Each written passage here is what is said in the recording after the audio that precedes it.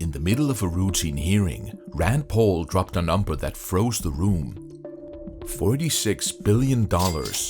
Not for a moon mission, not for a nationwide rebuild, for the Department of Homeland Security's border wall plan. Then came the punchline, a question that cut through all the noise. Where's the rest of the $46 billion? We're off here by a factor of 3 or 4 with $46 billion. Where's the rest of the $46 billion? The administration says they want $46 billion for a wall. Let's break down what this $46 billion DHS scandal actually is, and why it's not as simple as just steel, concrete, and barbed wire in the desert. So I would say realistically, you got under 1,000. But let's just say there's 1,000. You really want a wall on 1,000. CBP says it's 6.5 million per mile. Your response today was 12 million per mile. That means $12 billion for 1,000 miles. We're off here by a factor of 3 or 4. The number comes straight from budget language pushed through Congress. Specifically, $46.5 billion is allocated for what lawmakers call the border barrier system. Sounds simple at first, right? Build a wall, tally the miles, put the bill on the table. But inside that phrase hides everything from steel panels to high-tech cameras, access roads, lighting, flood protection, river barriers, and even long-term maintenance. Basically, the wall isn't just a wall. It's an entire ecosystem of concrete, technology, and surveillance. Not only can we spend $46 billion, one thing we don't want to do is we don't want to find ourselves in a position where we don't get this done in time. That means completing the project before Trump leaves office. On paper, the package sets ambitious targets. Around 700 miles of primary wall, nearly 900 miles of river barriers, around 629 miles of secondary barriers, and replacing 141 miles of older vehicle and pedestrian barriers. The promise is that this will complete the wall across the southwest border. That's the official story. But here's the problem. When you start doing the math, things don't add up cleanly. And that's exactly where Rand Paul stepped in. It's not just the infrastructure that would be built that would be the actual wall construction. It would be also surveillance equipment. The number's way off. 1,000. You could do 1,000 miles for $12 billion. You're asking for $46 billion. So I'm one who's not impressed and would have to see more detail as to where the rest of the money goes. We can't just throw $30 billion out there and say things cost a lot. I agree. Paul's question wasn't just about the size of the number. It was about transparency. He wanted line item receipts, because if you compare this $46 billion with what contractors are actually charging per mile, the gap feels huge. In 2025, CBP awarded $309 million for 27 miles of wall in Arizona, about $11 million per mile. Another Texas project cost $70 million for 7 miles. Scale that to 700 miles and you get roughly $7 to $8 billion, not $46 billion. That's why Rand Paul asked, where's the rest of the money? The gap is massive. DHS argues it isn't just steel and concrete. It's drones, cameras, detection systems, new agents, roads, and flood protection. But without clear receipts, the numbers still don't add up. Of which $46.5 billion is to build the border wall. So that means that of the entire reconciliation budget, 71.6% is allocated to a border wall in the CBP, which is twice the annual budget of all of CBP. For example, the FY 2026 CBP budget justification lists funds for non-intrusive inspection systems, unmanned aerial systems, and even environmental mitigation. There's money for hiring 450 new CBP officers. There are line items for advanced scanning tech, for watchtower sustainment, and for facility upgrades. Piece by piece, the billions add up. But here's the catch. Most Americans only ever hear the headline, $46 billion for the border wall. And when you hear border wall, you imagine rebar and steel, not drone programs and scanning machines. That's why the number sparks outrage.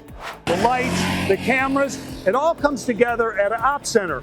You're looking at technology, manpower, infrastructure, right? You need all of them to have a complete picture and a complete enforcement model. Sensors and radars detect movement. Cameras confirm it. Dispatchers send agents to intercept. So, is it really a scandal?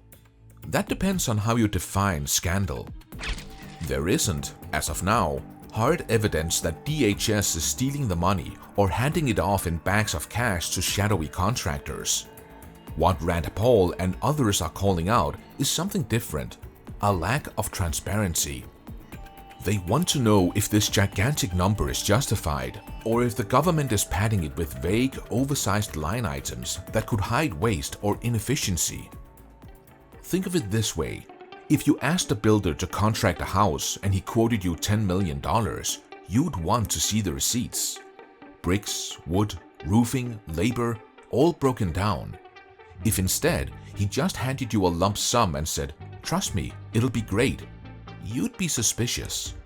That's how Paul sees the $46 billion. Critics on the other side argue that the outrage is overblown. They say border security is inherently expensive, that terrain challenges make some areas far pricier than others, and that technology is as important as physical barriers.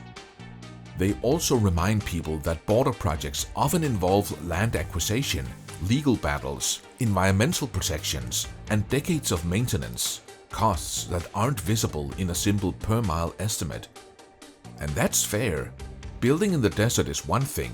Building across rivers, mountains, or private ranches is another beast entirely. Then show us the math. Don't hide it in a single line called border barrier system. The irony is that this debate isn't new. Every administration that has touched the wall, from George W. Bush to Donald Trump to Joe Biden, has faced the same criticism: high costs, uneven progress, and confusing accounting. The US Border Patrol is racing to complete a wall stretching from California to the tip of Texas before President Donald Trump completes his second term in office. It's just one part of his huge campaign against illegal immigration. Trump's administration famously struggled with ballooning costs, with some estimates hitting tens of millions per mile once all the extras were factored in. Biden, while initially pausing wall construction, eventually restarted some projects, citing safety and environmental concerns. And now, Congress is back to throwing tens of billions into the mix with even loftier targets. The cycle repeats. Big promises, big checks, and then senators like Rand Paul stepping up to ask where it all went. So why does this story matter beyond political theater? Because, at its core, it's about accountability. $46 billion isn't pocket change.